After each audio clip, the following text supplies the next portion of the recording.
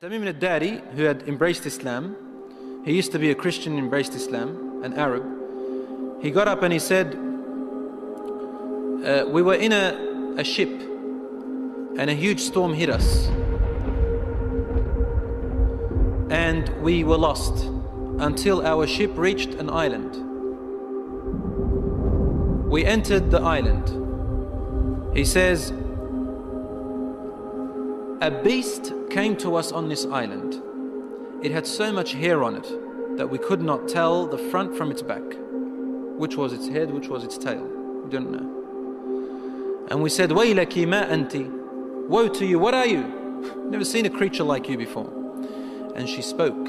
The beast said, Ana al-jassasa. They said, Wama al-jassasa? What is this al-jassasa? And then the beast said, Ayyuha al-qawm, people. Intaliqu ila hadha al-rajul fi ad-dayr. Come to this man who is waiting for you in a dayr. A dayr was known in those days as being like a place where people used to worship. And he said, there is a man who is waiting for your news anxiously. They said, we ran away from the beast immediately thinking it was a jinn. We entered this hut that was set for worship. And suddenly we saw in front of us a person, a man who was the biggest in build that we have yet to have seen. His arms were wrapped to his neck with chains like this.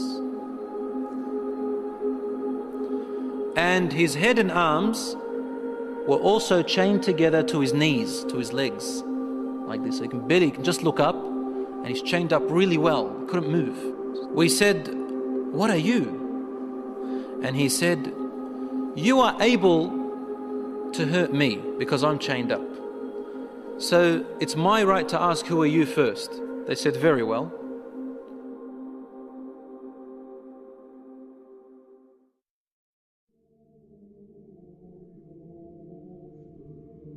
We are people from the Arabs.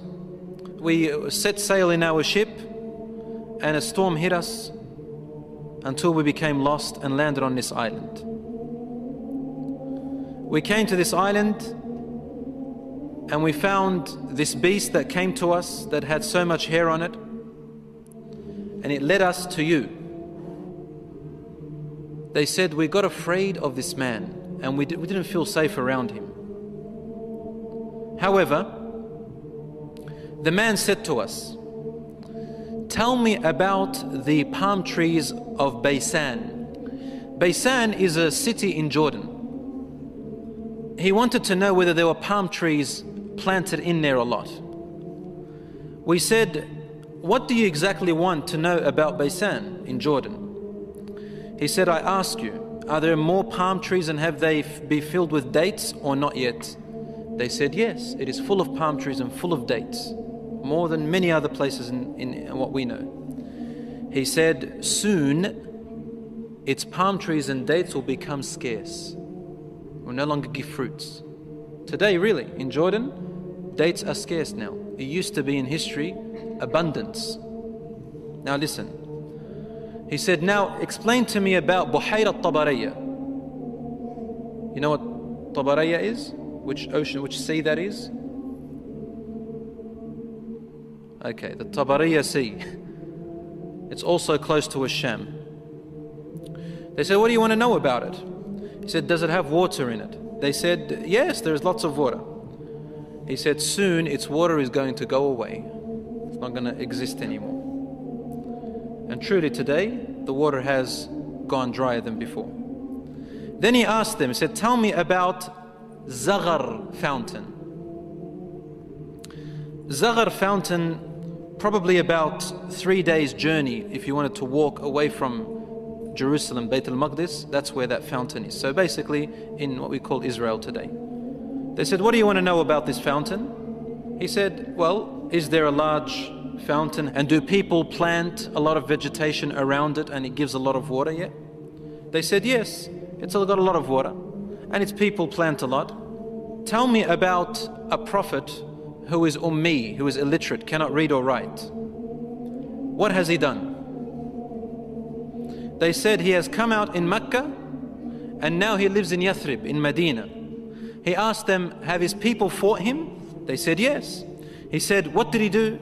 They said he was driven out by his own people. But he went to another Arab, the Yathrib people and those who embraced Islam with him, and they obeyed him. This man said to them, really? Has that really happened? They said yes. He said, أَمَا إِنَّ ذَاكَ خَيْرٌ لَهُمْ أَن يُطِيعُوهُ.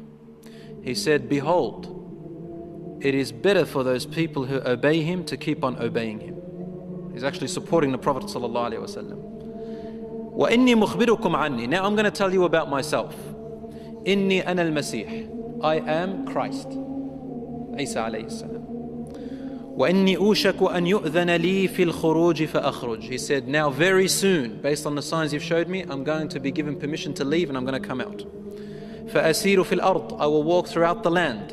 فَلَا أَدَعْ قَرْيَةً إِلَّا هَبَطْتُهَا فِي 40 لَيْلَةً. He said, there wouldn't be a village or a city or a place on earth except that I would have reached it, all in 40 days. The whole world in 40 days. غَيْرَ مَكَّةَ وَطِيبَةَ. All except two places, Mecca and Tiba, Medina. فَهُمَا مُحَرَّمَتَانِ عَلَيَّ كِلْتَاهُمَا. He said, they are both forbidden for me to enter. Now when we say he enters, it means he conquers, takes over. He owns it. كُلَّمَا أَرَدْتُ أَنْ أَدْخُلَ وَاحِدٍ. He goes, every time I wanted to come into one of them, an angel will stand guard holding a sword, and he will prevent me from entering Mecca and Medina.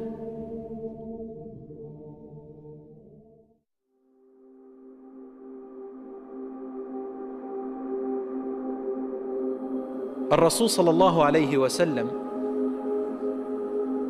started grabbing his stick and sort of he put it close to his hip, sallallahu alayhi wasallam, and then he began to bang, to hit the ground with it like this. But he was sort of tense, sallallahu alayhi wasallam. Something very important. He was really tense about it, and he hit the floor and he said, "Ala hadhihi tiba." Behold, everyone, this is Tiba. Meaning he's pointing, this is Medina. He's in Medina, he's saying, this is Tiba, which you are in right now. He said, didn't I tell you that this man will come out and not be able to enter this land? They said, yes, Ya Rasulullah, because he had told them a lot about it before. He said, the hadith of Tamim al-Dari, wallahi, amazed me as he told me about him. Because it's the same as what I used to tell you about Mecca and Medina. Behold, Ad-Dajjal is somewhere in near the oceans, in one of on an island somewhere towards the east of Medina, somewhere there, he said, in one of those oceans. Min qibal al-mashriq ma hu, towards the east somewhere. So even the Prophet ﷺ doesn't know exactly where he is, but in that direction. So it's close to the Middle East at the moment. So Allahu A'lam, Ad-Dajjal will first arise in Asham, in the Middle East area, which gives a lot of sense that the Jews will be the first to follow him because they are waiting for their Messiah to come. They don't believe that Isa alayhi salam was it, and they don't want to accept Muhammad sallallahu alayhi wasallam. So they'll be the first to follow Ad-Dajjal. They say he is the real Isa.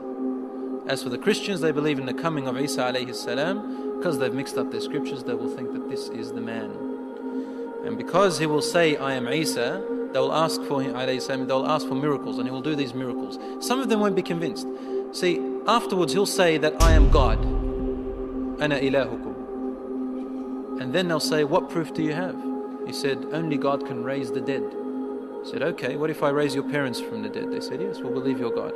So he will be able to get the jinns, the shayateen, to work for him, and he will raise them to become, to look like their parents, and they will speak to them. And so the people, non-Muslim people and the weak Muslims will follow him.